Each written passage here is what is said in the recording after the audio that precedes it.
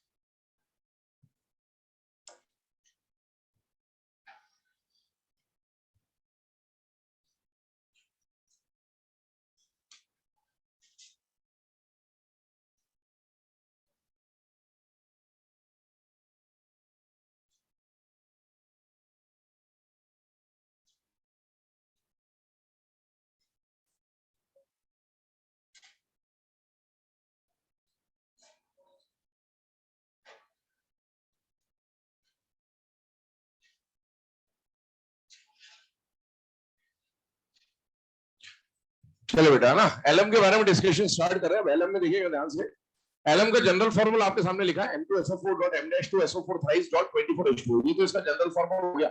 अब इसमें दो बातें हैं, इसमें जो मेटल M और M स्टार आपको दिख रहा है, दोनों मेटल अलग अलग है। ये वाला जो मेटल है ये मोनोवेलेंट केटाइन की तरह काम कर रहा है, मतलब इसमें M पे +1 चार्ज आ रहा होगा।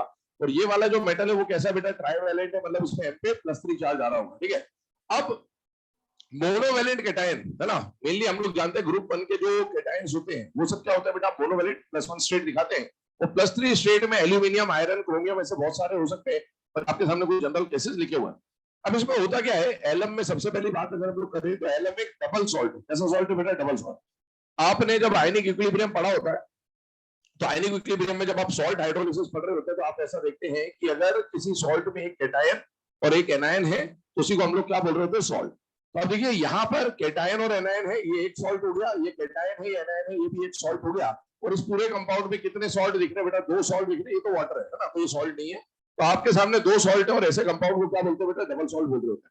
अब इसमें अगर हम लोग बात करें तो ये जो वाटर ऑफ क्रिस्टलाइजेशन आपको दिख रहा है, ये वाटर लिखने के लिए तो हम ऐसे अलग से लिख देते हैं, लेकिन ये वाटर ऐसे अलग नहीं पड़ा होता। ये वाटर एक्चुअल में मेटल के साथ कोऑर्डिनेटेड होता है।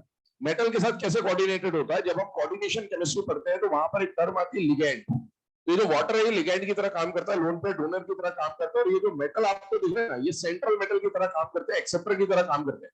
तो यहाँ पर एक्चुअल में टोटल मेटल कितने दिख रहे हैं बेटा? 4। 2 मोनोवेलेंट मेटल है और 2 ट्राइवेलेंट मेटल है, और टोटल 4 मेटल के ऊपर कितने वाटर मॉलिक्यूल है? 24। अगर 4 मेटल में 24 वाटर मॉलिक्यूल को इक्वली डिवाइड किया जाए तो पर मेटल 6 वाटर मॉलिक्यूल आते हैं और हम जानते हैं कि जब हम कोऑर्डिनेशन केमिस्ट्री पढ़ते हैं तो कोऑर्डिनेशन नंबर 6 में ऑक्टाहेड्रल कॉम्प्लेक्सेस का फॉर्मेशन होगा वहां जाके। तो यहां पर ये जो मेटल आपको दिख रहे हैं ना, हर मेटल के साथ 6 वाटर मॉलिक्यूल कोऑर्डिनेटेड होते हैं, मतलब चाहे मोनोवेलेंट मेटल हो और चाहे ट्राईवेलेंट मेटल हो, दोनों मोनोवेलेंट के साथ 6 और 6 वाटर मॉलिक्यूल है, दोनों ट्राईवेलेंट के साथ 6 और 6 वाटर मॉलिक्यूल है। दूसरी बात, एलम में हर मेटल के साथ, अभी नोट लिखवाता हूं, ध्यान सुन के आएगा, एलम में हर मेटल के साथ कितने वाटर मॉलिक्यूल कोऑर्डिनेटेड होंगे? 6। ये जो कोऑर्डिनेटेड फॉर्म दिख रहा है इसको बोलते हैं कि ये मेटल का हाइड्रेटेड फॉर्म है। कैसा फॉर्म है बेटा? हाइड्रेटेड फॉर्म है।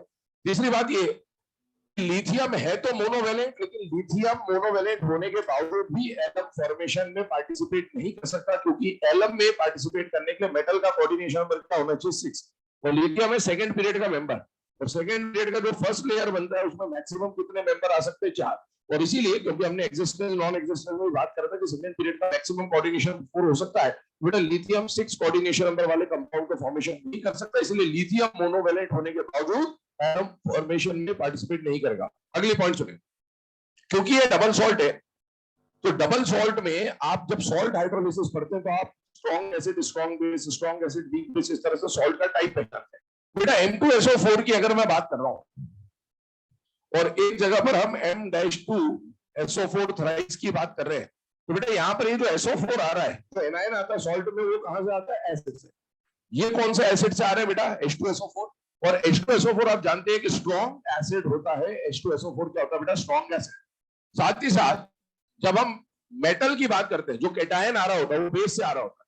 यहां पर ये जो केटायन है, इनके अगर आप बेस सोचे तो ये सब स्ट्रॉन्ग बेस होते हैं, ग्रुप बन के जो हाइड्रोक्साइड्स होते हैं स्ट्रॉन्ग बेस होते हैं। तो स्ट्रॉन्ग एसिड और स्ट्रॉन्ग बेस वाले सॉल्ट का जो पार्ट है वो तो आपस में न्यूट्रलाइज हो जाएगा। यहां पर ये जो मेटल है बेटा, इनके जो हाइड्रोक्साइड होते हैं ये वीक बेस होते हैं। और अगर आपके सामने इसमें अगर नेचर निकाला जाए तो एसिड स्ट्रॉन्ग है, बेस वीक है, तो नेचर कौन सा डोमिनेट कर जाएगा? एसिड। इसका मतलब ये होता है कि जब आप इस पूरे एलम का एक्वस सॉल्यूशन बनाएंगे तो सॉल्यूशन में जो नेचर आ जाएगा कैसा आ जाएगा बेटा? एसिडिक नेचर आ जाएगा। क्यों? क्योंकि इसमें ये स्ट्रॉन्ग एसिड और वीक बेस में से कौन डोमिनेट कर जाएगा? स्ट्रॉन्ग एसिड डोमिनेट कर जाएगा। तो लास्ट पॉइंट ये आएगा कि आप इसमें एम में कुछ भी सब्स्टिट्यूट कर दें या एम डैश में कुछ भी सब्स्टिट्यूट कर दें, वो जो कंपाउंड बन जाएगा वो आपस में क्या रहेंगे? आइसोमॉर्फस, क्योंकि इनका जनरल फॉर्मूला भी सेम होगा और इनके वाटर ऑफ क्रिस्टलाइजेशन भी सेम होने वाले। तो नोट में पॉइंट बोलते जा रहा हूं, लिखते आएगा। फर्स्ट पॉइंट लिखिएगा, in alum each metal ion in alum each metal ion is coordinated with in alum each metal ion is coordinated with 6 water molecules. In alum each metal ion is coordinated with 6 water molecules.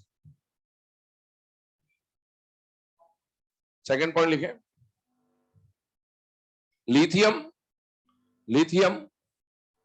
cannot participate in alum formation.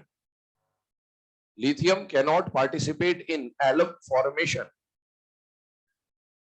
Lithium cannot participate in alum formation. Third point लिखें, in alum metal ion exists in hydrated form. In alum metal ion exists in hydrated form. अगला point लिखें, अच्छा ये जो अभी आपने लिखा ना हाइड्रेटेड फॉर्म, उसमें आप ये नोट कर लीजिए, ये दोनों, ये M का H2O6 प्लस और M का H2O6 3 प्लस, ये हाइड्रेटेड फॉर्म है इसके, MH2O6 प्लस 1 और MH2O6 plus 3।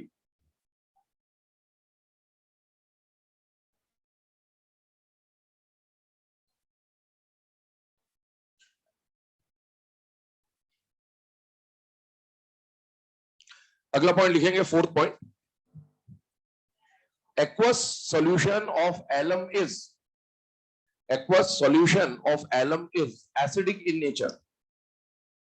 Aqueous solution of alum is acidic in nature because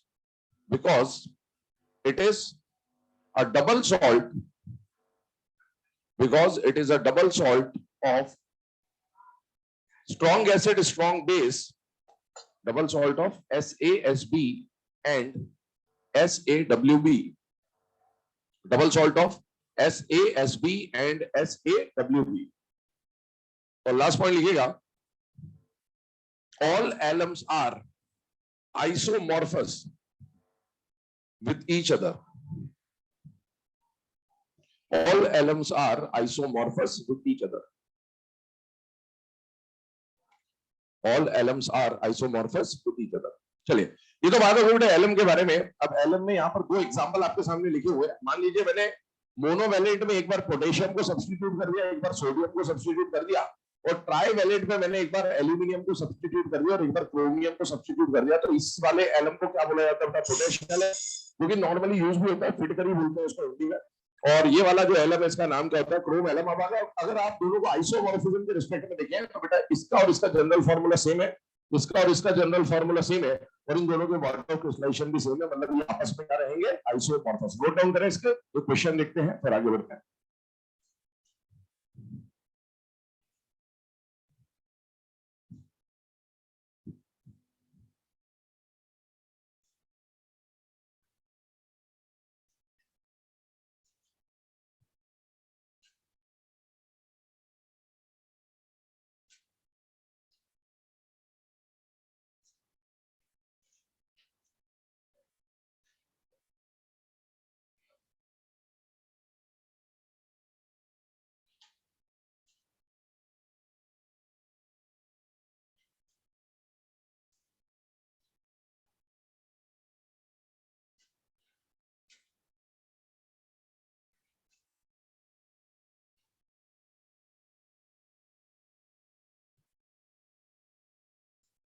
चलिए क्वेश्चन बोल रहा हूं, क्वेश्चन लिखिएगा।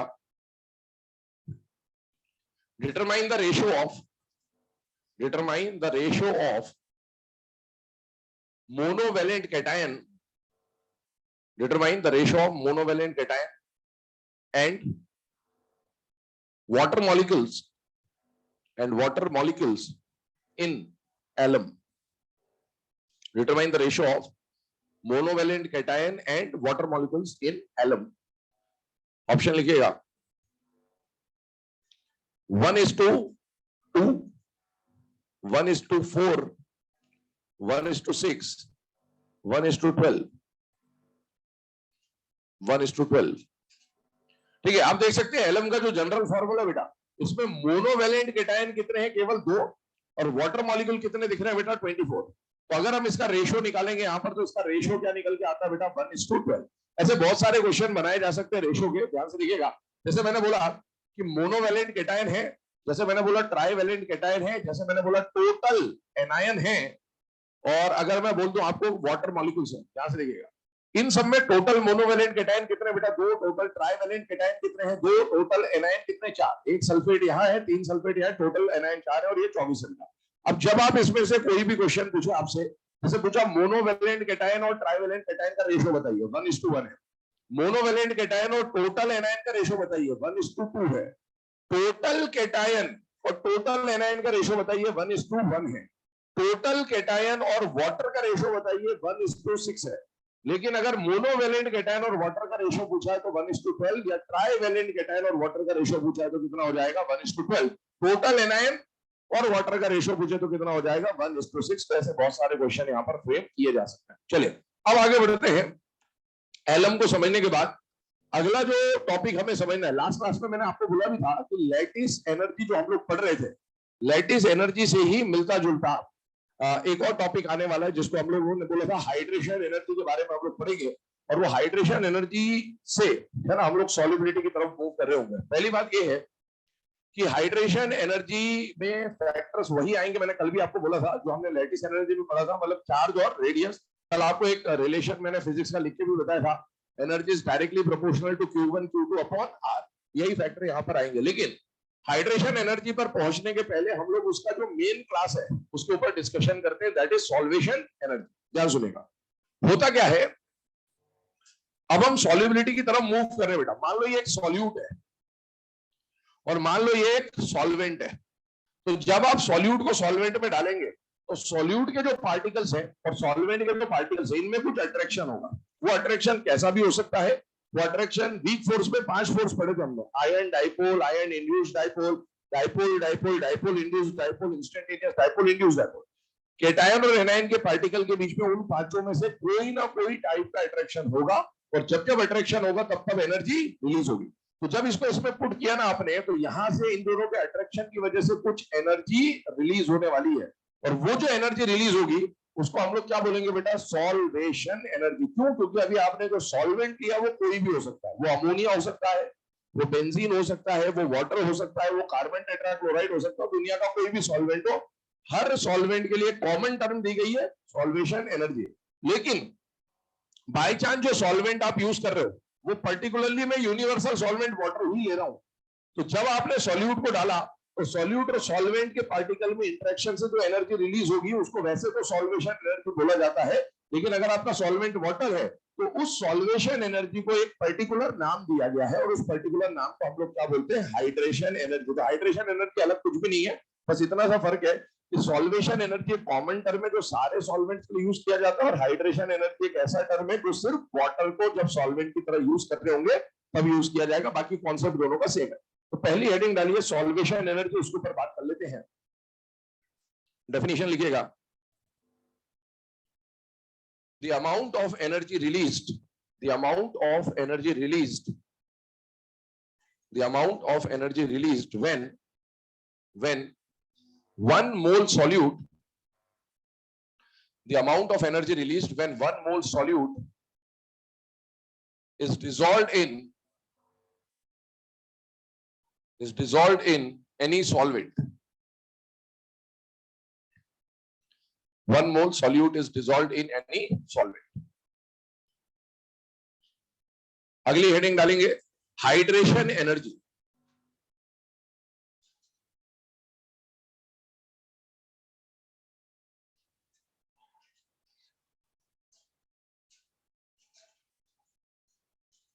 हाइड्रेशन एनर्जी में लिखेंगे the amount of energy released when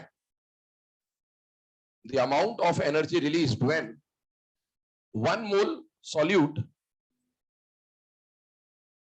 the amount of energy released when 1 mole solute is dissolved in 1 mole solute is dissolved in water.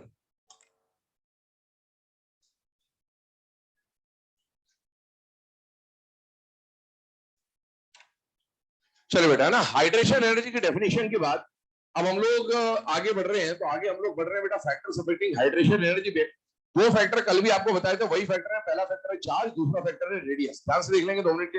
Hydration energy directly proportional to the charge and inversely proportional to the radius. लेकिन एक बात पे यहाँ पर थोड़ा सा ध्यान रखेंगे, हाइड्रेशन एनर्जी और लैटिस एनर्जी में जो चार्ज वाला फैक्टर वो तो बिल्कुल सेम है, लेकिन रेडियस वाला फैक्टर लिखने के लिए तो इनवर्सली है, लेकिन थोड़ा सा रिप्रेजेंटेशन में फर्क है बेटा दोनों में। कल हम लोगों ने जब लैटिस एनर्जी में रेडियस लिखा था तो हमने कुछ इस तरह का रिप्रेजेंटेशन किया था, 1/r प्लस 1/r माइनस के होल लिया था। यहां पर आप देखेंगे मैंने इंडिविजुअल रेसिप्रोकल लिया है और यहां पर मैंने टोटल रेडियस का रेसिप्रोकल लिया था। हालांकि मतलब वही निकल के आ रहा है कि lattice energy was inversely proportional to radius and hydration energy is inversely proportional to radius. इसीलिए मैंने आपको बोला फैक्टर तो सेम रहेगा, लेकिन एक बात समझना जरूरी, यहाँ पर फैक्टर भले सेम है लेकिन इनकी जो मैथमेटिकल वैल्यू आएगी वो अलग अलग आएगी। लैटिस एनर्जी और हाइड्रेशन एनर्जी की वैल्यू बराबर कभी भी नहीं आ सकती। क्यों नहीं आ सकती? क्योंकि रिलेशन में थोड़ा सा डिफरेंस है। अब सोचिए, अगर आप मैथमेटिकली सोचें, r प्लस की वैल्यू अगर मैं 2 मान लूं और r प्लस की वैल्यू, r माइनस की वैल्यू अगर मैं 3 मान लूं, तो एक जगह हमने ऐसा लिखा है 1 + 2/3 और एक जगह हमने क्या लिखा है 1/2 + 1/3। तो बेटा मैथमेटिकल वैल्यू इनकी अलग अलग आएंगे। इसीलिए हाइड्रेशन एनर्जी और लैटिस एनर्जी कहने के लिए तो दोनों रेडियस पे इनवर्सली प्रोपोर्शनल है, लेकिन इनकी जो मैथमेटिकल वैल्यूज आती है वो अलग अलग आती है। ये बात अपने को समझना जरूरी है, ठीक है? तो अपने को अप्लाई करते वक्त तो इसका कोई यूज करना नहीं है, लेकिन ये हमारे दिमाग में होना जरूर चाहिए कि दोनों का फैक्टर तो दिखता ही जैसा है, लेकिन उनकी मैथमेटिकल वैल्यूज जो होंगी वो हमेशा अलग अलग आ रही होंगी। चलिए अब आगे बात करते हैं इन 2 फैक्टर्स के बाद तीसरे फैक्टर की और बात कर रहा हूं। तीसरा फैक्टर यहां पर जो एडिशनल फैक्टर आ रहा है वो आ रहा है डाइलेक्ट्रिक कांस्टेंट।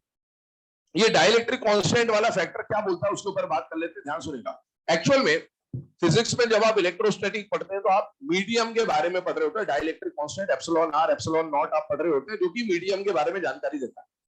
यहां पर आगे जब हम पढ़ेंगे तो मीडियम सेम हो जाएगा, क्योंकि हम तो हमेशा सॉल्युबिलिटी चेक कर रहे होंगे वाटर को एज अ यूनिवर्सल सॉल्वेंट मान के, मतलब हमारा सॉल्वेंट कौन रहेगा, वाटर। लेकिन फिर भी हमें थोड़ा सा इससे एक आइडिया समझना है कि आप जानते हैं वाटर को क्या बोला जाता है बेटा, यूनिवर्सल सॉल्वेंट बोला जाता है।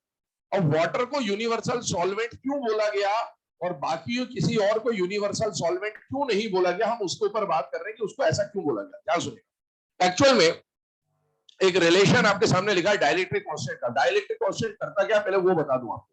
मान लो एक आयनिक कंपाउंड आपने इसमें डाला और ये आयनिक कंपाउंड में आयनिक बॉन्ड है, ये इनका अट्रैक्शन है। जैसे ही आपने सॉल्यूट को सॉल्वेंट में डाला, तो सॉल्वेंट जनरली वो होता है जिसके पार्टिकल्स या मॉलिक्यूल्स की क्वांटिटी क्या होती है, ज्यादा। बचपन से आप यही पढ़ते हैं, सॉल्यूट वो होता है जो कम क्वांटिटी में होता है, सॉल्वेंट वो होता है जो ज्यादा क्वांटिटी में होता है। फिर सॉल्यूशन चैप्टर पता चलता है, तब पता चलता है तुमको कि फेस का कुछ काम होता है वहां पर नॉर्मल डेफिनेशन से हम चल रहे हैं कि इसकी क्वांटिटी कम है और सॉल्वेंट जो आप डाल रहे हैं उसकी क्वांटिटी ज्यादा है। अब सॉल्वेंट मान लो आपने वाटर लिया, यूनिवर्सल सॉल्वेंट वाटर लिया, तो बेटा वाटर जो है ना उसका स्ट्रक्चर ऐसा बेंड शेप है, और इसमें ये जो H है इसके ऊपर डेल्टा प्लस है और इस ऑक्सीजन पे क्या चार्ज है, डेल्टा माइनस। तो इसको अब आगे जाके हम लोग ऐसा रिप्रेजेंट करेंगे ट्राइंगल के फॉर्म में। ये जो क्लोज्ड एंड है ये किसको दिखाएगा, ऑक्सीजन को। ओपन वाला एंड किसको दिखाएगा, हाइड्रोजन को। इस पे कौन सा चार्ज है, माइनस। इस पे चार्ज कौन सा है, प्लस। जब इस सॉल्यूट को आपने पानी में डाला तो पानी की क्वांटिटी तो बहुत ज्यादा है, तो पानी क्या करेगा, इसको घेर लेगा, सॉल्वेंट इसको घेर लेगा क्योंकि इसकी क्वांटिटी ज्यादा है। तो इस प्लस की तरफ वाटर जब जाएगा तो प्लस वाले एंड से जाएगा या माइनस वाले एंड से, माइनस वाले एंड से। तो इसके पास वाटर ऐसा जा रहा है इस तरीके से, ये closed end closed end closed end closed, और इसकी तरफ वाटर ओपन वाले एंड से जाएगा। और दोनों के पास लेयर अलग अलग बनेगी क्योंकि वो दोनों की चार्ज डेंसिटी पे डिपेंड करेगा कि कौन कितना वाटर मॉलिक्यूल अट्रैक्ट करेगा।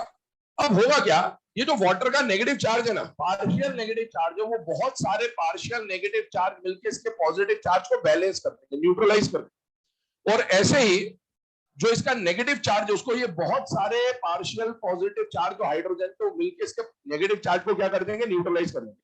जब इसका पॉजिटिव चार्ज न्यूट्रलाइज हो गया वाटर से और इसका नेगेटिव चार्ज न्यूट्रलाइज हो गया वाटर से, तो एक्चुअल में इस प्लस और माइनस का जो अट्रैक्शन था वो टूट जाएगा बेटा। क्यों, क्योंकि उसके चार्ज थे जब तक ही तो अट्रैक्शन था, चार्ज को इसने न्यूट्रलाइज कर दिया, इसके चार्ज को इसने न्यूट्रलाइज कर दिया, अट्रैक्शन खत्म, अट्रैक्शन खत्म, तो लैटिस टूट जाएगा।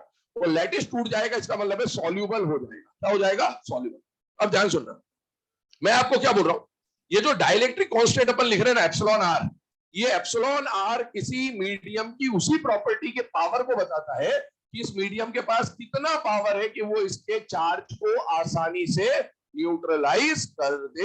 उसी को हम लोग क्या बोलते हैं बेटा, डाइलेक्ट्रिक कांस्टेंट। ठीक है, तो अगर किसी मीडियम का डाइलेक्ट्रिक कांस्टेंट ज्यादा है, इसका मतलब वो चार्ज को ज्यादा आसानी से न्यूट्रलाइज करेगा, और जितनी आसानी से न्यूट्रलाइज करेगा लैटिस उतनी जल्दी टूट जाएगा और वो कंपाउंड उतनी जल्दी सॉल्युबल हो जाएगा। तो आप बताइए, एक रिलेशन आपके सामने लिखा है हाइड्रेशन एनर्जी और एप्सिलॉन आर को लेकर। इसको देख के ऐसा लगना चाहिए आपको कि हाइड्रेशन एनर्जी और एप्सिलॉन आर इनवर्सली दिख रहे होंगे, लेकिन एक्चुअल में दोनों क्या है बेटा, डायरेक्टली प्रोपोर्शनल है। समझ में आना चाहिए, एप्सिलॉन आर अगर यहाँ जाएगा, आप एलसीएम लोगे तो एप्सिलॉन आर डायरेक्टली प्रोपोर्शनल में आ रहा है। ठीक है, तो एप्सिलॉन आर जितना ज्यादा होगा हाइड्रेशन एनर्जी भी उतनी ज्यादा होगी, और हाइड्रेशन एनर्जी जितनी ज्यादा होगी सॉल्युबिलिटी उतनी ज्यादा होगी। हाइड्रेशन एनर्जी से अभी सॉल्युबिलिटी को ना देखें, अभी सिर्फ आप एप्सिलॉन आर और सॉल्युबिलिटी को देख लीजिए। मैंने अभी आपको यही बोला कि मीडियम का एप्सिलॉन आर जितना ज्यादा होगा उतनी आसानी से इसको न्यूट्रलाइज करेगा, जितनी आसानी से न्यूट्रलाइज करेगा उतनी आसानी से क्या हो जाएगा बेटा, सॉल्युबल हो जाएगा। अब बात ये आती है कि आपके सामने कुछ सॉल्वेंट लिखे गए, अलग अलग मीडियम लिखे गए हैं। HF जो है इसका डाइलेक्ट्रिक कांस्टेंट सबसे ज्यादा है, और इधर जाने पर आप देख सकते हैं डाइलेक्ट्रिक कांस्टेंट की वैल्यू कम हो रही है। और दुनिया में लाखों करोड़ों सॉल्वेंट हो सकते हैं, तो हम हर किसी को नहीं लिख सकते। H2O के बाद यहाँ अदर सॉल्वेंट्स है। अदर सॉल्वेंट में जो आपके ऑर्गेनिक सॉल्वेंट्स आते हैं, जैसे क्लोरोफॉर्म, अल्कोहल, एसीटोन, ईथर, फिर CCl4, C6H6, वो सब यहाँ पर आ रहे होंगे। ठीक है, तो उनसे अभी हमें कोई मतलब नहीं है, बस इतना पता होना चाहिए कि उनका डाइलेक्ट्रिक कांस्टेंट जो है वो इनके मुकाबले क्या होगा, कम होगा। अब आइए सुनिएगा, अगर HF का डाइलेक्ट्रिक कांस्टेंट सबसे ज्यादा है, तो इसका मतलब है कि किसी भी कंपाउंड को जब HF में डाला जाता तो सबसे पहले उसको डिसॉल्व किसके अंदर होना चाहिए था, HF में। तो हमने फिर HF को यूनिवर्सल सॉल्वेंट क्यों नहीं बोला, जबकि सबसे बढ़िया सॉल्युबिलिटी तो कौन दिखाएगा, HF दिखाएगा। फिर उससे कम होगा H2SO4, फिर उससे कम होगा H2O2। लेकिन इनको यूनिवर्सल सॉल्वेंट क्यों नहीं बोला गया, उसका कारण ये है कि बेटा जब आप किसी सॉल्यूट को HF या H2SO4 या H2O2 में डालते हैं तो HF, H2SO4, H2O2 सॉल्यूट की प्रॉपर्टी को ही बदल देते हैं।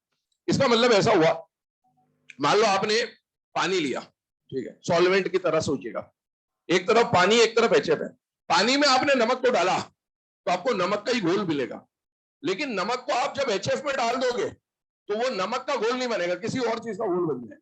तो अगर सॉल्वेंट ऐसा हुआ जिसमें आपने डाला कुछ और बन कुछ और गया, तो अब आप सोचिए, मेडिसिन के हिसाब से सोचिए, दवाई गोली लेनी होती है तो पानी के साथ लेनी। अब आपने दवाई गोली पानी के अंदर, दवाई मिलाई पैरासीटामोल, बन कुछ और गया, खाया किस लिए था, बन क्या गया, वो निकल लिया आगे, है ना, तो ये दिक्कत हो जाएगी। सॉल्वेंट हमेशा ऐसा लिया जाता है जो सॉल्यूट की प्रॉपर्टी को चेंज ना करे, क्योंकि ये सब क्या करते हैं बेटा, सॉल्यूट की प्रॉपर्टी को चेंज कर देते हैं, इसीलिए ज्यादा डाइलेक्ट्रिक कांस्टेंट होने के बावजूद भी इनका इस्तेमाल एज अ सॉल्वेंट नहीं किया जा सकता। और इसीलिए ऐसा सॉल्वेंट जो सॉल्यूट की प्रॉपर्टी को चेंज भी ना करे और उसका डाइलेक्ट्रिक भी ज्यादा हो, वो सॉल्वेंट कौन मिलता है बेटा, वाटर। और इसीलिए वाटर को क्या बोला गया, यूनिवर्सल सॉल्वेंट। ठीक है, तो ये अपने को पता होना चाहिए कि water is a universal solvent क्यों है, वो कंडीशन मैंने आपको बता दी। पहले काम करें, इसको नोट करें, आगे बढ़ते हैं।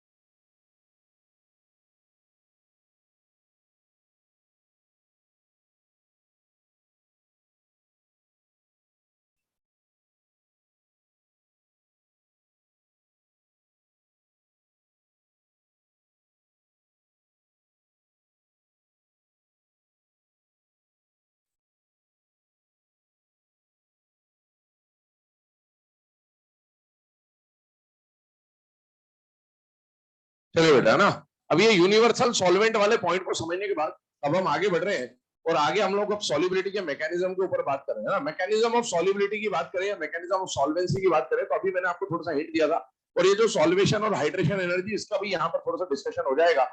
आपके पास एक सॉल्यूट है और हमें इस चैप्टर में जो सॉल्यूट पढ़ने हैं, हमें एक तो आयनिक सॉल्यूट के बारे में पढ़ना है और हमें दूसरा कोवेलेंट सॉल्यूट के बारे में पढ़ना है। आपने जो बोल रहा हूं उसको बहुत ध्यान सुनना बेटा। आपके सामने इस चैप्टर में जो सॉल्यूट आएंगे और जो सॉल्वेंट आएंगे ना, उसके ऊपर हम लोग डिस्कशन कर रहे हैं। और सॉल्यूट और सॉल्वेंट में अगर मैं बात करूं तो आप जब सॉल्युबिलिटी पे हम लोग जाएंगे, इसके बाद जब हम वही लिखेंगे, तो सॉल्युबिलिटी में हमने एक लाइन सुनी हुई होती है, लाइक डिसॉल्व्स लाइक।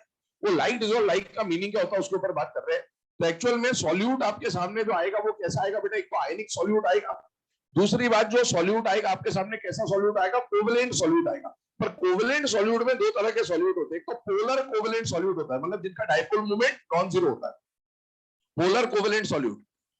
और तीसरा जो सॉल्यूट आएगा वो कैसा आएगा? नॉन पोलर कोवेलेंट सॉल्यूट आएगा। तो ये तीन तरह के सॉल्यूट के बारे में आपको डिस्कस करना होता है। हालांकि हमें पढ़ना मेनली आयनिक है, लेकिन पता होना चाहिए कि तीन तरह के सॉल्यूट हो सकते हैं कंपाउंड के फॉर्म में। अब वो जो लाइन पढ़ते हैं आप, लाइक डिसॉल्व्स लाइक, उसका मतलब क्या होता है कि जैसा सॉल्यूट होगा वैसा ही सॉल्वेंट होना चाहिए, तो इंटरेक्शन बढ़िया होता है।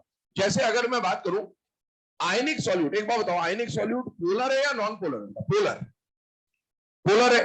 और कोवेलेंट वाला भी कैसा हो सकता है? पोलर। लेकिन दोनों की पोलैरिटी बराबर होगी या दोनों में अंतर होगा? अंतर होगा। ज्यादा पोलर कौन होगा? आयनिक। तो ये मोर पोलर सॉल्यूट है और ये कंपैरेटिवली लेस पोलर है, और ये तो नॉन पोलर है। तो तीन कैटेगरी आ गई, more polar solute, less polar solute and non polar solute. जैसा सॉल्यूट वैसा सॉल्वेंट। और सॉल्वेंट कौन अच्छा होगा या सॉल्वेंट कौन ज्यादा पोलर होगा वो कौन डिसाइड करेगा बेटा? डाइलेक्ट्रिक कांस्टेंट डिसाइड करेगा। बताइए सबसे ज्यादा डाइलेक्ट्रिक वाला सॉल्वेंट कौन है बेटा? HF। लेकिन इस्तेमाल नहीं कर सकते, तो इस्तेमाल जिसको कर सकते हो सबसे ज्यादा डाइलेक्ट्रिक वाला वो कौन है? वाटर।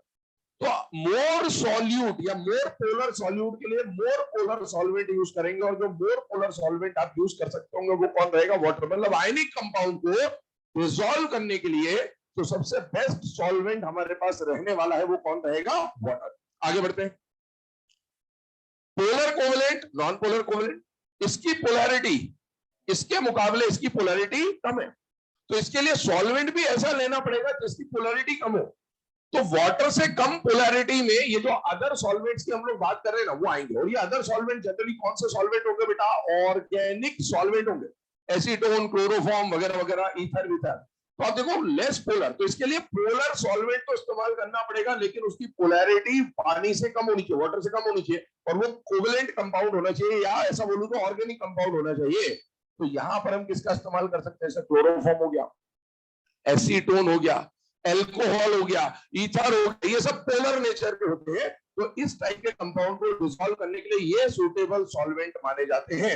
और जब नॉन पोलर कोवेलेंट सॉल्वेंट आ गया, इसके लिए नॉन पोलर ऑर्गेनिक सॉल्वेंट आप यूज करोगे, और वो नॉन पोलर ऑर्गेनिक सॉल्वेंट में जनरली कौन आ जाता है बेटा? बेंजीन या फिर कार्बन टेट्राक्लोराइड। तो ये अभी लिखवाऊंगा आपको थोड़ी देर के बाद, इसके बारे में स्टेटमेंट लिखवाऊंगा, लेकिन समझना जरूरी था। अब आइए इधर, इनमें से जो फर्स्ट कैटेगरी है हम वो पढ़ रहे होंगे मेनली। और आप देखिए, अगर आपका सॉल्यूट आयनिक है तो उसके लिए जो बेस्ट प्रिफर्ड सॉल्वेंट होगा वो क्या होगा बेटा? वाटर। और जैसे ही आपने आयनिक सॉल्यूट को पानी में डाला, तो ये तो आयनिक सॉल्यूट है MX, ये समझिएगा, ये M और ये X के बीच में अट्रैक्शन है, ध्यान सुनना। ये जो M और X का अट्रैक्शन है, कल आपको बताया था लैटिस एनर्जी के बारे में। जब गैसियस कैटायन और गैसियस एनायन में अट्रैक्शन हुआ था, तो उस अट्रैक्शन की वजह से कुछ एनर्जी रिलीज हुई थी। तो गैसियस कैटायन और एनायन मिलकर जब 1 मोल सॉलिड आयनिक सॉल्यूट बनाते हैं, कंपाउंड बनाते हैं, तो जो एनर्जी रिलीज होती है उसी को हमने क्या बोला था? Lattice energy.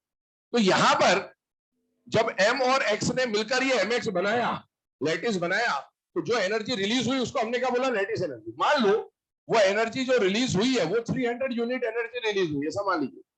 तो अगर वो जो एनर्जी इनके अट्रैक्शन होते हुए रिलीज हुई, वही एनर्जी अगर इनको मिल जाए, उतनी ही एनर्जी मिल जाए, तो क्या लैटिस टूट जाएगा कि नहीं टूट जाएगा? टूट जाएगा। और लैटिस टूट जाएगा तो सॉल्युबल हो जाएगा। तो हम उसी की तरफ चल रहे हैं।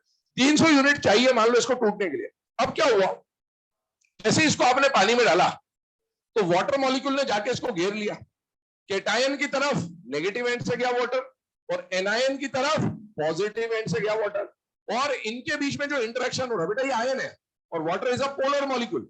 तो आयन और पोलर मॉलिक्यूल में वीक फोर्सेस में हमने पढ़ा था, उस इंटरेक्शन को बोलते हैं आयन डाइपोल इंटरेक्शन। और ये भी आयन है, ये भी पोलर है, तो यहाँ पर भी क्या लग रहा है, आयन डाइपोल इंटरेक्शन। और जब जब इंटरेक्शन होगा बेटा तब तब एनर्जी रिलीज होगी। तो यहाँ आयन डाइपोल इंटरेक्शन से कुछ एनर्जी रिलीज हो रही है, यहाँ भी आयन डाइपोल से कुछ एनर्जी रिलीज हो रही है। और वो जो एनर्जी रिलीज हो रही है, सॉल्यूट को सॉल्वेंट में डालने पर इंटरेक्शन से जो एनर्जी रिलीज होती है उसे सॉल्वेशन एनर्जी, या फिर वाटर हो तो क्या बोल देते हैं, हाइड्रेशन एनर्जी।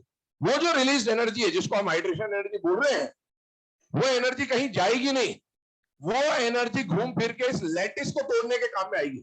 अब मान लीजिए इनके इंटरेक्शन से जो हाइड्रेशन एनर्जी रिलीज हो रही है वो मान लो 200 यूनिट रिलीज हो रही है, तो वो जो 200 यूनिट एनर्जी है वो जाकर इस लैटिस को तोड़ पाएगा क्या? नहीं, क्योंकि लैटिस को तोड़ने के लिए कितनी एनर्जी चाहिए, 300। इसका मतलब लैटिस नहीं टूटा। और अगर लैटिस नहीं टूटा तो कंपाउंड सॉल्यूबल होगा या इनसॉल्यूबल होगा? इनसॉल्यूबल। तो आप देखिए, आपके सामने कंडीशन लिखी है, अगर लैटिस और हाइड्रेशन में से लैटिस ज्यादा है तो कंपाउंड कैसा रहने वाला, इनसॉल्यूबल। और मान लीजिए ये आयन डाइपोल इंटरेक्शन तगड़ा हुआ और बहुत ज्यादा एनर्जी रिलीज हुई, और वो एनर्जी जो रिलीज हुई मान लीजिए वो है 600 यूनिट, तो क्या ये हाइड्रेशन एनर्जी जाके लैटिस को तोड़ने के लिए सफिशिएंट है या नहीं बेटा? है। तो लैटिस टूट जाएगा।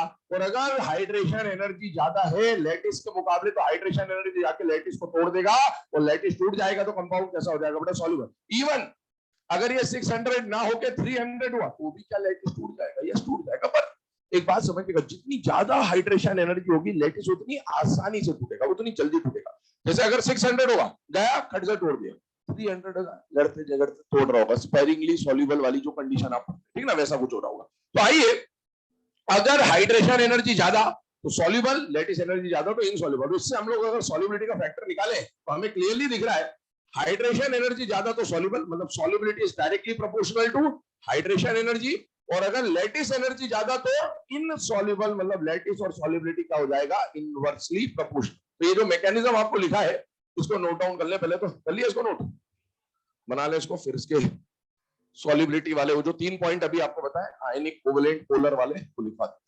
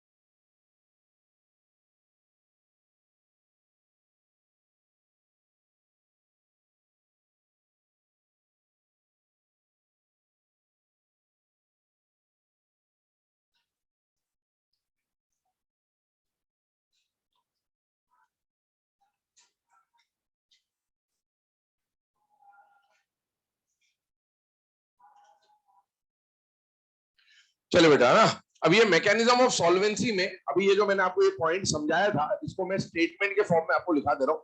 तो आप हेडिंग डाल देंगे सॉल्युबिलिटी और लिखेंगे उसमें लाइक डिसॉल्व्स लाइक। 3 पॉइंट यहाँ पर हम लोग, 3 स्टेटमेंट यहाँ पर हम लोग लिखने वाले। ये जो तीनों पॉइंट आपको एक्सप्लेन किए गए थे उसके रिगार्डिंग, और फिर ऑर्डर्स के ऊपर चलते हैं, सॉल्युबिलिटी के ऑर्डर्स कैसे बनाने। पहला पॉइंट बोल रहा हूँ, लिखिएगा इसके अंदर, solubility like dissolves like. First point, ionic compounds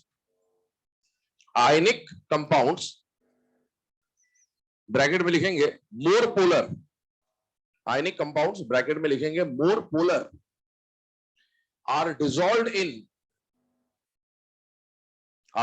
in more polar solvent like water, are dissolved in more polar solvent like water, more polar solvent like water.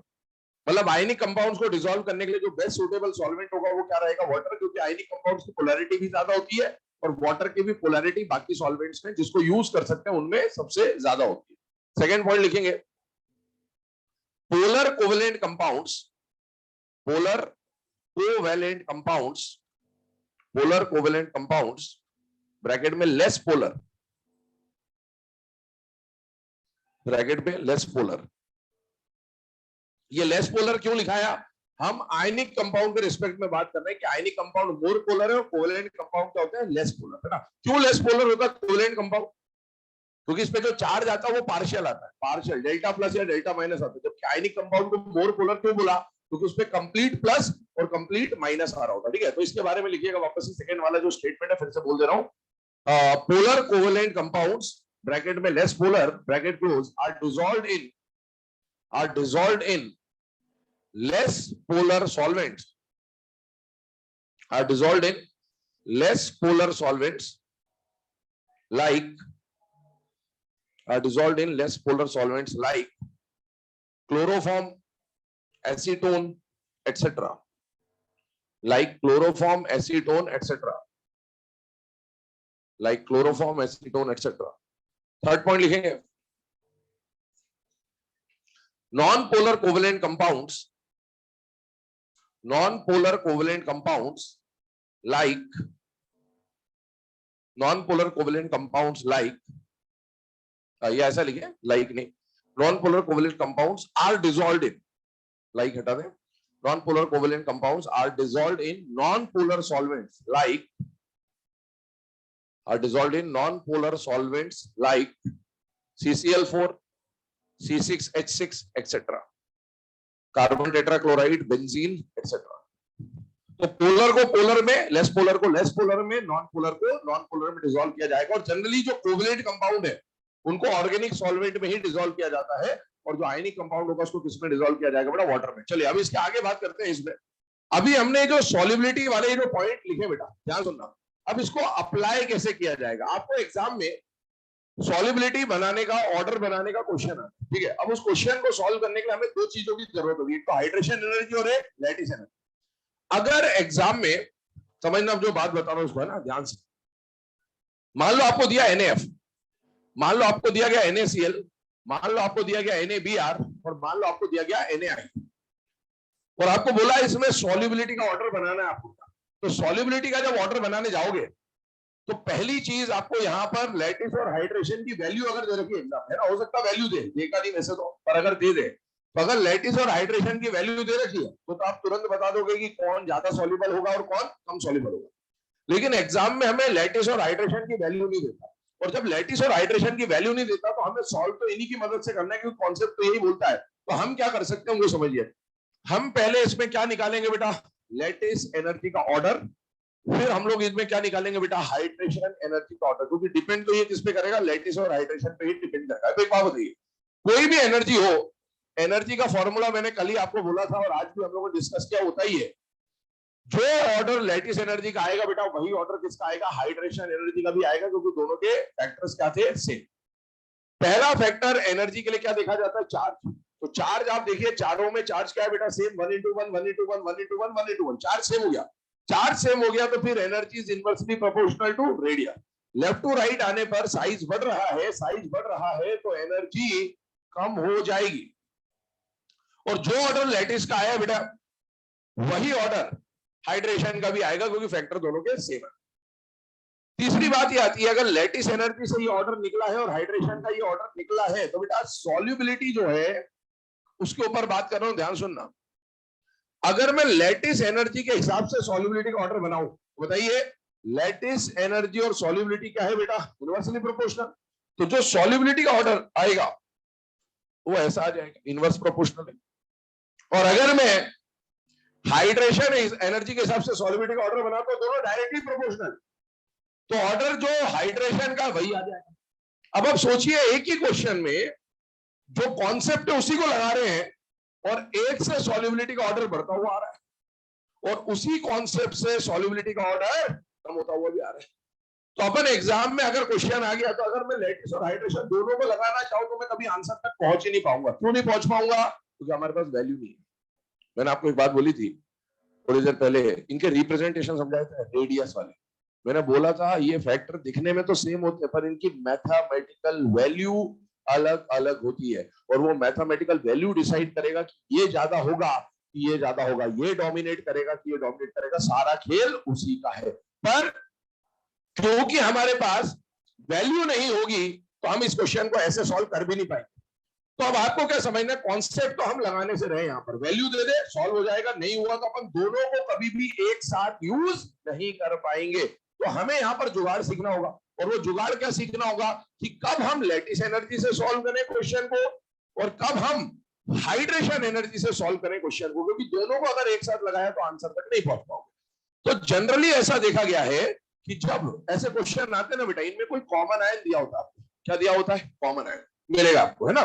तो जो कॉमन आयन है, अगर कॉमन आयन स्मॉल होता, अभी मैं लिखवाऊंगा ये सारी बातें सुनते जाइए, अगर कॉमन आयन स्मॉल होता है तो उन केसेस में ज्यादातर बार जो करेक्ट ऑर्डर मिला है वो लैटिस एनर्जी वाले कॉन्सेप्ट से सही ऑर्डर मिलते हैं। और जब कॉमन आयन बड़ा मिलता है बेटे तो उन केसेस में ज्यादा बार जो सॉल्युबिलिटी का ऑर्डर करेक्ट मिला है वो हाइड्रेशन एनर्जी के कॉन्सेप्ट से मिला है। तो हम लोग यहाँ पर यही जुगाड़ करेंगे कि अगर कॉमन आयन स्मॉल है तो हम लैटिस से ऑर्डर बना लेंगे, और अगर कॉमन आयन लार्ज है तो हम हाइड्रेशन से बनाएंगे। और जब हम लैटिस लगा रहे होंगे तो हम हाइड्रेशन को भूल जाएंगे कि हाइड्रेशन नाम की कोई चीज है, क्योंकि दोनों को एक साथ लगाए तो आंसर निकल नहीं पाएगा। और जब हम हाइड्रेशन लगाएंगे तो हम लैटिस को देखेंगे ही नहीं कि लैटिस से क्या होगा और क्या नहीं होगा। दूसरी बात, ये जो बताऊंगा अब आपको, कॉन्सेप्ट समझा दिया, कॉन्सेप्ट से सॉल्व नहीं हो पाएगा क्योंकि वैल्यू नहीं है, तो अब हमको जुगाड़ पे चलना। ये जो सारी चीजें बता रहा हूँ ये जुगाड़ है, इस जुगाड़ के एक्सेप्शन भी आएंगे, लेकिन कायदे से वो कोई एक्सेप्शन नहीं है, क्योंकि आपके पास वैल्यू नहीं है तो हम तो जुगाड़ से सॉल्व कर रहे हैं। वरना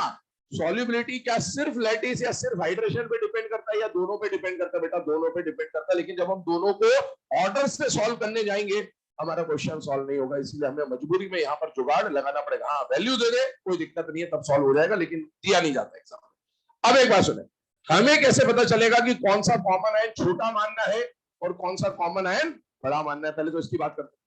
तो बेटा जो कॉमन आयन है अगर उसमें 1 से लेकर 10 इलेक्ट्रॉन है तो ऐसे कॉमन आयन को आप क्या मानेंगे, छोटा। क्यों मानेंगे 10 इलेक्ट्रॉन तक वाले आयन को छोटा, क्योंकि 10 इलेक्ट्रॉन को भरने के लिए केवल 2 शेल्स की जरूरत होगी। तो हमारा मतलब यह है कि एक शेल रखने वाला आयन या 2 शेल रखने वाले आयन को हम लोग क्या मानेंगे, छोटा। और अगर किसी आयन में मोर देन 10 इलेक्ट्रॉन है, मतलब उसमें कम से कम 3 शेल की जरूरत पड़ेगी, तो इनको हम लोग क्या मानेंगे बेटा, बड़ा आयन मान के चलेंगे। इसके अलावा एक और यहां पर बात है कि ग्रुप 2 का, ये सब लिखवाऊंगा भी, सुनते जाइए। ग्रुप 2 का कोई भी आयन हो, बेरिलियम 2+, मैग्नीशियम 2+, कैल्शियम वेल्शियम बेरियम 2+, ग्रुप 2 के आयन को हमेशा छोटा माना जाएगा, भले उसमें कितने भी इलेक्ट्रॉन हो उसको छोटा ही मानना है। क्यों मानना है छोटा, उसका कारण समझिएगा। जिगजैग उल्टा आयन, याद करिएगा इस बेरियम का साइज पोटेशियम से भी छोटा होता है। तो पोटेशियम से तो छोटा कौन था, बेरियम। अभी बेरियम पे आया +2 चार्ज, तो +2 आने की वजह से साइज और भी ज्यादा छोटा हो गया, मतलब इनका साइज इतना डिक्रीज हो जाता है कि ये लगभग किस कैटेगरी में आने लगते हैं बेटा, स्मॉल आयन की कैटेगरी में आने लगते हैं। इसलिए इसमें इलेक्ट्रॉन नहीं देखना, ग्रुप 2 का कोई भी कॉमन आयन दिख गया आपको डायरेक्टली उसको क्या मान लेना, स्मॉल। उसमें इलेक्ट्रॉन वाला फैक्टर काम नहीं करेगा। लेकिन ग्रुप 2 के अलावा कोई भी दूसरा आयन आया तो 10 इलेक्ट्रॉन तक वाला है तो स्मॉल, 10 से ज्यादा वाला है तो हम लोग क्या मानेंगे, लार्ज। चलिए पहले ये पॉइंट आपको लिखा दे रहा हूं, स्मॉल और लार्ज वाला, इसके ऊपर बात कर लेते हैं। लिखिएगा, नोट बनाइएगा और पॉइंट लिखिएगा, नोट बनाइएगा। फर्स्ट पॉइंट लिखिएगा, if common ion contains up to 10 electrons, if common ion contains up to 10 electrons, then it is considered to be small. Then it is considered to be small. आगे लिखिएगा full stop के बाद, also group 2 cations are considered to be small. Also group 2 cations are considered to be small. अभी इसमें note में जो first point लिखा ये तो आपको बता दिया, इसमें सेकंड और थर्ड 2 पॉइंट और लिखा रहा हूं मैं, और वो पॉइंट अभी समझाऊंगा नहीं, पॉइंट थोड़ी देर के बाद आपको समझाऊंगा, अभी सिर्फ लिखवा देना। लिखिएगा second point, if common ion is small, if common ion is small, then on moving down the group, solubility increases. If common ion is small, then on moving down the group solubility increases. और second मतलब जो third point आएगा वो लिखिए, if common ion is large, then on moving down the group solubility decreases.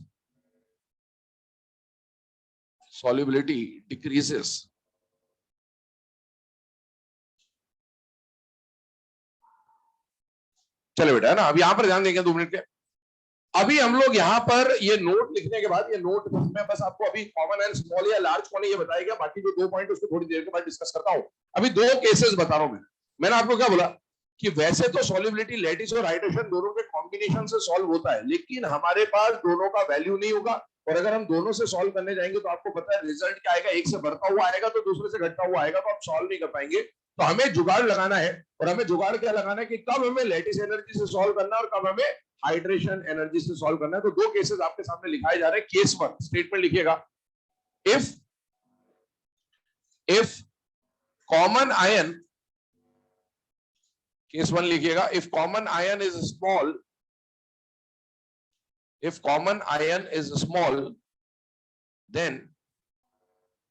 then lattice energy dominates.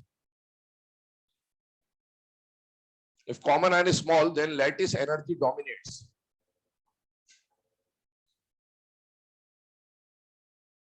चलिए आइए इसके ऊपर बात कर लेते हैं। यहां पर आपके सामने एक ऑर्डर हम लोग डिस्कस कर रहे हैं, एक क्वेश्चन ले रहे हैं, कब केस 1 लगाना है, कब केस 2 लगाना है। सपोज आपको दिया NaF, NaCl, NaBr, NaI, और आपको बोला एग्जाम में कि इसका सॉल्युबिलिटी का ऑर्डर बनाना बेटा, तो सबसे पहला काम आपको क्या करना है, आपको चेक करना है कि इसमें कॉमन आयन क्या है। उससे पहले भी एक और चीज बताता हूं आपको, सॉल्युबिलिटी के जो क्वेश्चन होते बेटा, इनमें 2 तरह के कॉन्सेप्ट, 2 तरह के अप्रोच हैं।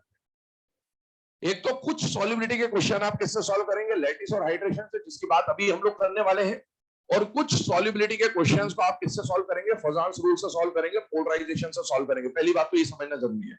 तो अभी हम लोग जो बात कर रहे हैं वो केवल इसकी बात कर रहे हैं, इसकी बात होगी कल या आने वाले लेक्चर्स में जब हम फजान्स रूल की बात कर रहे होंगे। कब ये लगाना है, कब ये लगाना है, ये बिल्कुल क्लियर होना चाहिए आपको। अगर जो सॉल्ट आपको दिए गए हैं उसमें एस ब्लॉक का कैटायन प्रेजेंट है, मतलब वो एस ब्लॉक के सॉल्ट है, जैसे इसको देखिए, इसमें कैटायन हर जगह कौन है बेटा, एस ब्लॉक। यहां पर जो कैटायन आपको दिख रहे हैं कौन से ब्लॉक है, एस ब्लॉक। अगर सॉल्ट में एस ब्लॉक के कैटायन है तो ऐसे क्वेश्चंस की सॉल्युबिलिटी के ऑर्डर को आप किससे सॉल्व करेंगे बेटा, लैटिस और हाइड्रेशन, मतलब जो अभी आपको पढ़ाया जा रहा है उससे सॉल्व करना है। लेकिन अगर सॉल्ट में कैटायन पी ब्लॉक का हो या फिर डी ब्लॉक का हो, तो ऐसे क्वेश्चंस को आप लैटिस और हाइड्रेशन के बजाय किससे सॉल्व करेंगे बेटा, पोलराइजेशन से सॉल्व करेंगे। जैसे फॉर एग्जांपल आपको बोला HgF2, HgCl2, HgBr2, HgI2, या AgF, AgCl, AgBr और AgI, ये सब डी ब्लॉक के सॉल्ट है। जैसे पी ब्लॉक में एग्जांपल है PB, PbF2, PbCl2, PbBr2, PbI2, तो ये सब इस कैटेगरी के। ऐसे क्वेश्चंस को सॉल्व करने के लिए आपको पोलराइजेशन का इस्तेमाल करना पड़ेगा, और एस ब्लॉक के सॉल्ट्स के लिए आपको क्या यूज करना पड़ेगा, लैटिस और हाइड्रेशन। एक और बात बता दूं, एग्जाम में जनरली जो क्वेश्चन आता है वो एस ब्लॉक का ही आता है आपको, और इसीलिए मेनली लैटिस और हाइड्रेशन का काम आएगा, लेकिन हाँ पता होना चाहिए कि इस तरह से सॉल्व किया जाता है। अब आइए यहां पर हम लोग बात कर रहे थे कि जो कैटायन आपको दिख रहे हैं, सॉल्ट किसके दिख रहे हैं बेटा, एस ब्लॉक के सॉल्ट है, मतलब लैटिस और हाइड्रेशन को सॉल्व करना। लैटिस और हाइड्रेशन में कब लैटिस लगाना है, कब हाइड्रेशन लगाना है, वो हम लोग समझ रहे थे। तो इसमें देखिए sodium fluoride, sodium chloride, sodium bromide, sodium iodide, इस वाले केस में आपको हमेशा क्या ढूंढना होगा बेटा, कॉमन आयन। यहां पर कॉमन आयन कौन है बेटा, हर किसी में सोडियम, और अगर कॉमन आयन सोडियम है तो बेटा सोडियम क्या है, 10 इलेक्ट्रॉन रखने वाला है ना। सोडियम आयन की बात हो रही है, नहीं को मत ले लेना कि 11 इलेक्ट्रॉन मान लो। सोडियम आयन है, और सोडियम आयन में कितने इलेक्ट्रॉन है, 10 है, मतलब इसको क्या मानेंगे, स्मॉल। और जब कॉमन आयन स्मॉल है तो आपको किससे सॉल्व करना है बेटा, लैटिस एनर्जी से सॉल्व करना है। मतलब आपको हाइड्रेशन एनर्जी के बारे में अभी सोचना ही नहीं।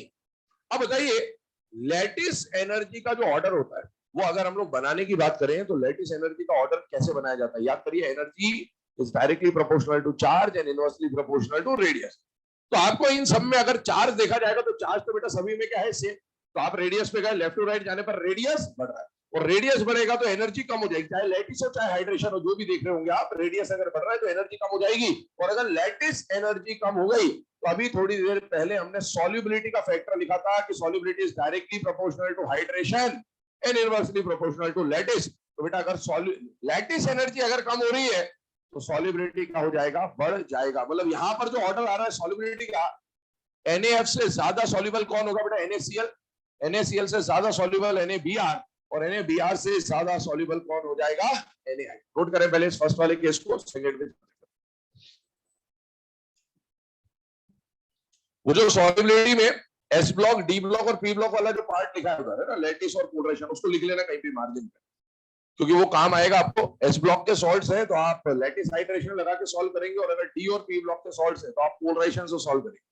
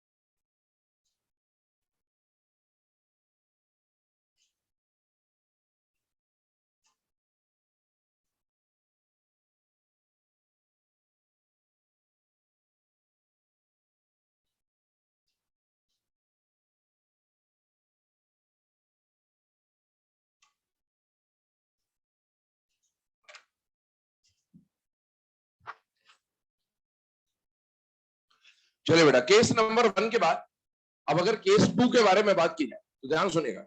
अभी हम लोगों ने क्या बोला कि अगर कॉमन आयन छोटा था तो फिर हम लोग किससे सॉल्व कर रहे थे बेटा, लैटिस एनर्जी से। अब इसी का रिवर्स होगा, अगर कॉमन आयन कहीं पर बड़ा हो, लार्ज हो, तो उस केस में हमें किससे सॉल्व करना होता है बेटा, हाइड्रेशन एनर्जी से। केस 2 के लिए स्टेटमेंट बोल दे रहा हूं, लिख लीजिएगा।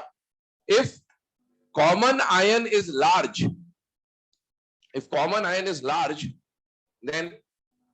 then hydration energy dominates.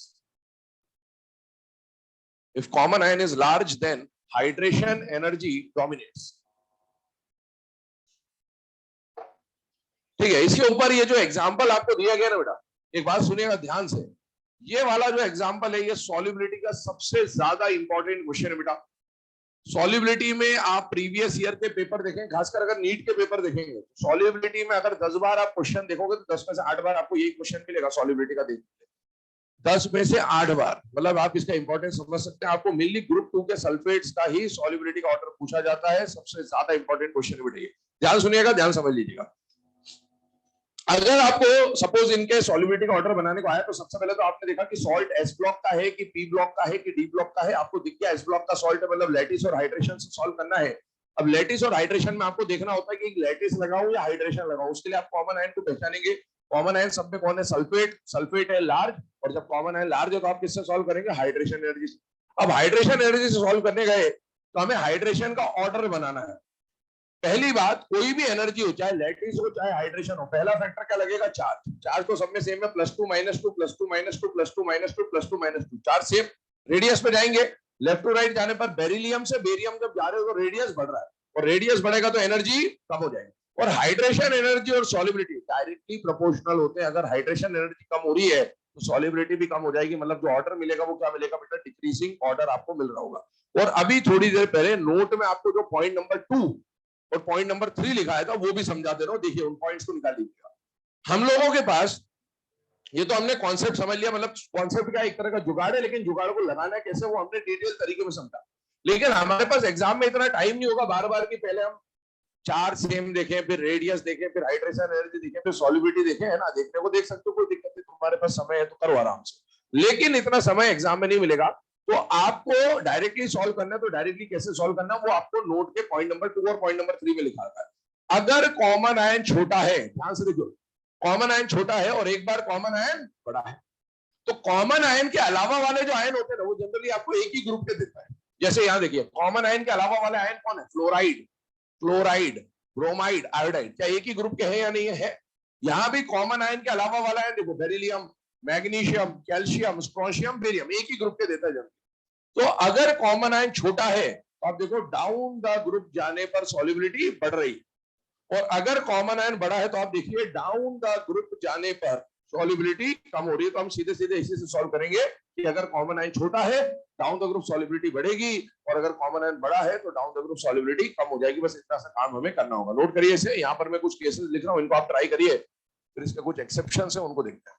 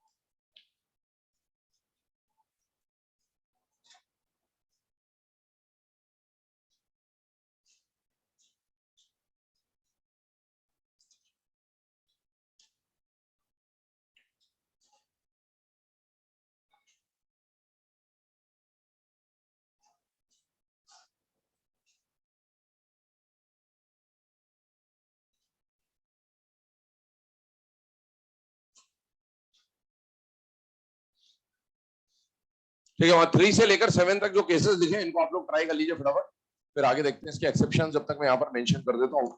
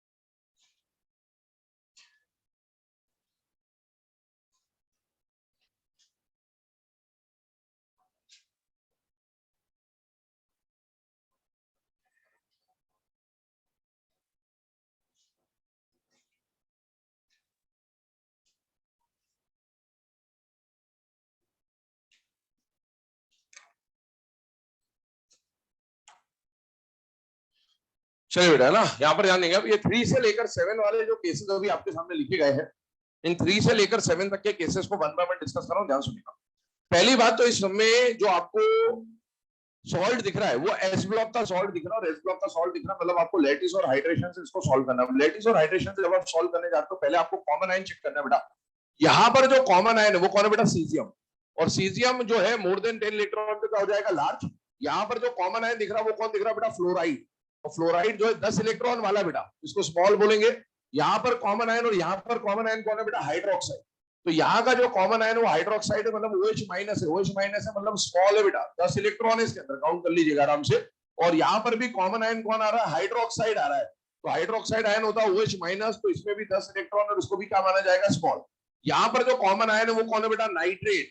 Nitrate का फॉर्मूला होता है NO3 माइनस, और इसमें 10 से ज्यादा इलेक्ट्रॉन है तो उसको क्या मानेंगे? लार्ज। जहां पर भी कॉमन आयन स्मॉल है, बाकी आप मेंबर्स देखेंगे सब एक ही ग्रुप की कहानी दे रखी है आपको। If common ion is small then on moving down the group solubility increases, यहां तीनों में। और जो फर्स्ट और लास्ट वाला केस है इसमें कॉमन आयन लार्ज है, और अगर कॉमन आयन लार्ज है तो on moving down the group solubility decreases. तो ये यहाँ पर कंडीशन बन के आ जाती है, सॉल्युबिलिटी यहाँ पर क्या हो जाएगी? डिक्रीज हो जाएगी। ये ऑर्डर बन जाता है। इसके बाद हम लोग बात कर रहे हैं कुछ एक्सेप्शंस के ऊपर। कहने के लिए एक्सेप्शंस है, और ये वास्तविकता में अगर मैं बात करूं, ओरिजिनलिटी में बात करूं, तो इसका कोई एक्सेप्शन है नहीं है, क्योंकि हमें पास लैटिस और हाइड्रेशन की वैल्यू नहीं है, और हमने जुगाड़ ये बनाया कि कुछ को लैटिस से सॉल्व करें, कुछ को हाइड्रेशन से सॉल्व करें। और जब वो कॉन्सेप्ट वो जुगाड़ हम इस पे लगाते तो उन पे फिट बैठ रहा था, इस पे फिट नहीं बैठ रहा, तो हम लोग इसको एक्सेप्शन बोल रहे हैं। लेकिन कोई एक्सेप्शन नहीं है कायदे से, बट ठीक है, पता होना चाहिए कि यहाँ पर ऑर्डर कुछ अलग आ रहा है। ये 5 एक्सेप्शन है आपके सामने, ध्यान सुनना। मैंने आपको बोला एक्सेप्शन इनऑर्गेनिक में हर जगह, हर टॉपिक पढ़ने के बाद एक्सेप्शन आपको देखने को मिलेगा, लेकिन बहुत ही कम ऐसे एक्सेप्शंस होंगे जहां मैं बोलूंगा आपको कि याद रखना है। पहला मैंने बोला था Li प्लस Mg2 प्लस, उसके बाद मैंने आपको एक बोला था bond dissociation energy Cl2 Br2 F2I2, एक मैंने डाइपोल मूवमेंट में NH3 NF3 आपको बोला था, है ना। ऐसे बहुत रेयर जगह होंगी जहां पर मैं बोलूंगा याद होने चाहिए, और इसके बारे में मैं बोल रहा हूं आपको कि इसके एक्सेप्शंस आपको याद होने चाहिए, खासकर ये और ये 2 और ये तीसरा, ये मॉड्यूल में बहुत बार आपको मिलेगा, इसलिए याद कर लीजिएगा। ये 3 कम से कम आपको बिल्कुल परफेक्टली याद होनी चाहिए ना। लिख तो 5 रहा हूं क्योंकि यहाँ के पेपर में पूछ लेता है, लेकिन इन 2 के बारे में, ये देखो थर्ड और फोर्थ बहुत काम की चीज है, क्योंकि आगे जब हम सॉल्वे प्रोसेस पढ़ेंगे तो सॉल्वे प्रोसेस में कार्बोनेट और बाइकार्बोनेट के बारे में, वॉशिंग सोडा, बेकिंग सोडा, इन सब की बात आएगी, वहां पर ये बात काम आती है, और इसीलिए याद होना जरूरी है। एनसीईआरटी में इसका मेंशन है और इसीलिए इस पे क्वेश्चन बनाया जा सकता है। आइए देखते हैं एक्सेप्शंस को। सबसे पहली बात, थोड़ा सा पैटर्न आपको बता दे रहा हूं ताकि याद करने के लिए आसान रहेगा। आपके पास सॉल्युबिलिटी में कितने एक्सेप्शन है? 5, ठीक है। ये बार बार बहुत बार मैं मेंशन कर दूंगा, याद होना होगा हो जाएगा, नहीं होना होगा तो फिर नहीं होगा। 5 बार 5 एक्सेप्शन है। 5 एक्सेप्शन में से 4 एक्सेप्शन ग्रुप 1 के साथ आती थी, ग्रुप 1 ग्रुप 1 ग्रुप 1 ग्रुप 1, और एक एक्सेप्शन ग्रुप 2 के साथ। तो 5 एक्सेप्शन है बेटा सॉल्युबिलिटी में। 5 में से 4 एक्सेप्शन किसके साथ आएंगे? ग्रुप 1 के साथ। एक एक्सेप्शन किसके साथ आएगा? ग्रुप 2 के साथ। ग्रुप 1 के साथ जो 4 एक्सेप्शन है वो क्या क्या है? ग्रुप 1 के क्लोराइड, ग्रुप 1 के सल्फेट, ग्रुप 1 के कार्बोनेट, ग्रुप 1 के बाइकार्बोनेट, और ग्रुप 2 में जो एक्सेप्शन है वो फ्लोराइड में। ध्यान सुनिएगा फिर से। ग्रुप टोटल सॉल्युबिलिटी में जब हम बात करेंगे कितने एक्सेप्शन आएंगे? 5। 5 में से 4 एक्सेप्शन ग्रुप 1 के साथ, एक एक्सेप्शन ग्रुप 2 के साथ। 4 एक्सेप्शन जो ग्रुप 1 के साथ आ रहे हैं उसमें क्या आएगा? ग्रुप 1 का chloride, sulphate, carbonate, bicarbonate. Sequence यही रखिएगा, क्योंकि कार्बोनेट और बाइकार्बोनेट का ऑर्डर एक जैसा मिलेगा और क्लोराइड और सल्फेट का ऑर्डर एक जैसा होगा। आप इन दोनों को चेंज कर सकते हैं, इन दोनों को चेंज कर सकते हैं, लेकिन इतना तो नाम से भी समझ में आएगा कि कार्बोनेट और बाइकार्बोनेट का ऑर्डर एक जैसा है और क्लोराइड और सल्फेट का ऑर्डर एक जैसा मिलेगा। तो मतलब आपको ओवरऑल 1, 2 और 3 ही ऑर्डर याद करने, लिखने के लिए 5। अब अगर हम लोग क्लोराइड और सल्फेट और कार्बोनेट और बाइकार्बोनेट की बात करें तो अभी तक तो हमने पढ़ा, उसको अगर यहाँ अप्लाई करते तो बताइए यहाँ पर कॉमन आयन कौन है? क्लोराइड। लार्ज है, 10 से ज्यादा है, लार्ज है, लार्ज है, लार्ज। शुरू के चारों जो ग्रुप 1 के साथ एक्सेप्शन आ रहे हैं वो लार्ज एनायन के साथ आ रहे हैं। और अगर कॉमन आयन लार्ज है तो डाउन द ग्रुप जाने पर सॉल्युबिलिटी क्या होनी चाहिए थी? कम।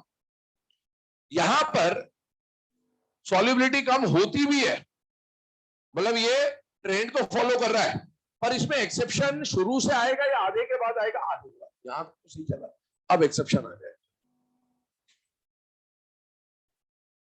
तो डाउन द ग्रुप यहां सॉल्युबिलिटी कम होनी थी, शुरू में कम भी हुई लेकिन बाद में बढ़ भी गई। यही एक्सेप्शन है यहां पर। तो हम लोग क्या बोलेंगे कि ग्रुप 1 के क्लोराइड और ग्रुप 1 के सल्फेट में जब ऑर्डर याद करना होगा तो उसको याद कैसे करेंगे? 2 डिक्रीज होगा, 2 इंक्रीज होगा। क्या बोला मैंने? 2 डिक्रीज होगा, 2 कहां डिक्रीज और इंक्रीज होगा? क्लोराइड और सल्फेट में ऑर्डर क्या बन रहा है, 2 डिक्रीज 2 इंक्रीज। अच्छा, इसमें अगर परफेक्ट ऑर्डर की बात करूं ना, तो ये सबसे ज्यादा सॉल्युबल है, उससे कम सॉल्युबल ये है, उससे कम सॉल्युबल ये है, उससे कम सॉल्युबल ये है, और लीस्ट सॉल्युबल कौन है बेटा, केसीएल है। लेकिन एग्जैक्ट ऑर्डर की कोई जरूरत नहीं है, मैं फिर से बोल रहा हूं, हमें फोकस इन दोनों पे करना है। जो ऑर्डर इसका है वही ऑर्डर इसका भी है, 1 2 3 4 5 इसमें भी वही आएंगे। अब आते हैं कार्बोनेट और बाइकार्बोनेट में। कॉमन आयन अगर बड़ा है तो डाउन द ग्रुप जाने पर सॉल्युबिलिटी क्या हो जानी चाहिए, कम हो जानी चाहिए। इसमें एक्सेप्शन कहां आया, शुरू में आया या आधे में आया, आधे में। इसमें शुरू से एक्सेप्शन है। शुरू से एक्सेप्शन होने का मतलब कम होने के बजाय लगातार बढ़ जाएगा। तो इसका ऑर्डर शुरू से आखिरी तक एक जैसा है, कुछ भी अलग नहीं है, लगातार बढ़ा देना है। इसमें आप एक चीज नोटिस करेंगे कि यहाँ पर LiSCO3 गायब है। आपको अगर LiSCO3 लिख के दे दे तो भी आप यही ऑर्डर बना दीजिएगा, कोई दिक्कत नहीं है। लेकिन वो गायब करने का रीजन ये है कि हम यहाँ पर सॉलिड इन लिक्विड की सॉल्युबिलिटी पढ़ रहे हैं। क्या पढ़ रहे हैं, सॉलिड इन लिक्विड की सॉल्युबिलिटी पढ़ रहे हैं।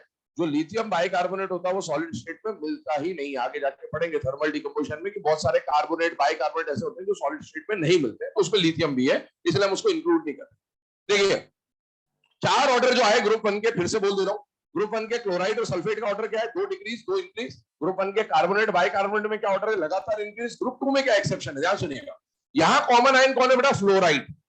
फ्लोराइड छोटा आयन है, और अगर कॉमन आयन छोटा है तो डाउन द ग्रुप सॉल्युबिलिटी बढ़नी चाहिए, तो इसमें बढ़ती भी है, कोई दिक्कत नहीं है, बढ़ती भी है। लेकिन एक्चुअल में ये BeF2 तो यहां आना चाहिए था सबसे कम पे। लेकिन इसमें एक्सेप्शन सिर्फ इतना ही है कि BeF2 जिसकी सॉल्युबिलिटी मिनिमम होनी चाहिए थी, वो मिनिमम से उठ के कहां चला जाएगा, मैक्सिमम। फिर से बोल दे रहा हूं, 5 एक्सेप्शन आपको पढ़ने हैं। 4 एक्सेप्शन ग्रुप 1 के साथ। कौन कौन से एक्सेप्शन है ग्रुप 1 का, क्लोराइड सल्फेट, क्या ऑर्डर बनेगा, 2 डिक्रीज 2 इंक्रीज। ग्रुप 1 का कार्बोनेट बाइकार्बोनेट लगातार इंक्रीज। ग्रुप 2 का फ्लोराइड, फ्लोराइड में क्या होगा, लगातार इंक्रीज हो रहा है, बस BeF2 मिनिमम से उठ के मैक्सिमम पे आ जाएगा। तो इनको आपको ध्यान रखना है, खासकर सेकंड और थर्ड पे स्टार मार्क कर लीजिएगा। ये 2 ऑर्डर आपको याद होने चाहिए। आइए उसके अलावा कुछ और बातें करते हैं आपके सामने। यहां पर ये जो अभी हमने केसेस पढ़े, ये तो ऐसे क्वेश्चन थे जो लैटिस और हाइड्रेशन से ऑर्डर आपको बनाना था, सॉल्व करना था। उसके अलावा कई बार एग्जाम में डायरेक्ट क्वेश्चन आते बेटा। डायरेक्ट क्वेश्चन क्या आते हैं, आपको 4 ऑप्शन दे देगा ABCD, और बोलेगा इनमें से कौन इनसॉल्युबल है। डायरेक्ट, बस एक आंसर है, कोई ऑर्डर वॉर्डर नहीं है, डायरेक्ट बताना कौन इनसॉल्युबल है कौन सॉल्युबल है। अब इसमें क्या होगा, इसमें अगर पता है तो पता है, वरना नहीं होगा, वरना नहीं होगा।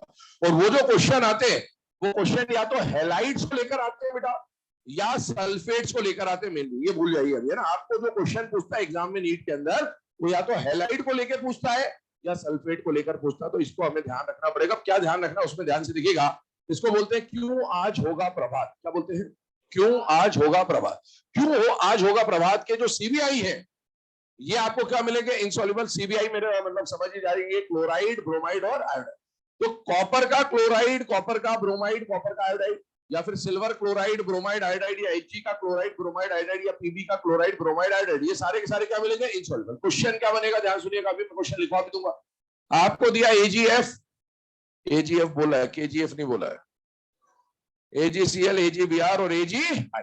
आपको बोला इनमें से कौन सॉल्युबल है। अब इनमें से कौन सॉल्युबल है, देखो आज का CBI तो क्या है, इनसॉल्युबल। अब अपने को पता होनी चाहिए कि आज का फ्लोराइड क्या है, सॉल्युबल। तो आपसे पूछा विच इज सॉल्युबल, तो Ag है। और अगर कौन इनसॉल्युबल है तो फिर आपको समझ में आना चाहिए कि AgCl, AgBr, Agi इनसॉल्युबल है। अब ये फैक्ट वाले क्वेश्चन है, पता है तो पता है, नहीं पता तो कुछ भी नहीं हो पाएगा। इसी तरीके से सल्फेट की अगर मैं बात करूं, तो सल्फेट में आप देखिए silver, strontium, barium, calcium, lead और Hg, सबके सल्फेट क्या मिल रहे हैं, इनसॉल्युबल। इसको याद कैसे करते हैं, इसको बोलते हैं आज सारे बाराती कैसे पागल हो गए। क्या बोलते हैं इसको, आज सारे बाराती कैसे पागल हो गए। इन सबके जो सल्फेट होंगे वो क्या मिलेंगे बेटा, इनसॉल्युबल। तो आपको डायरेक्ट एग्जाम में क्वेश्चन आ गया कि भाई कौन सा सल्फेट इनसॉल्युबल है, याद है तो टिक कर देना, वरना फिर आंसर की का वेट कर लेना। ठीक है, पहले काम करें, इसको छापे यहां तक, फिर आगे बात।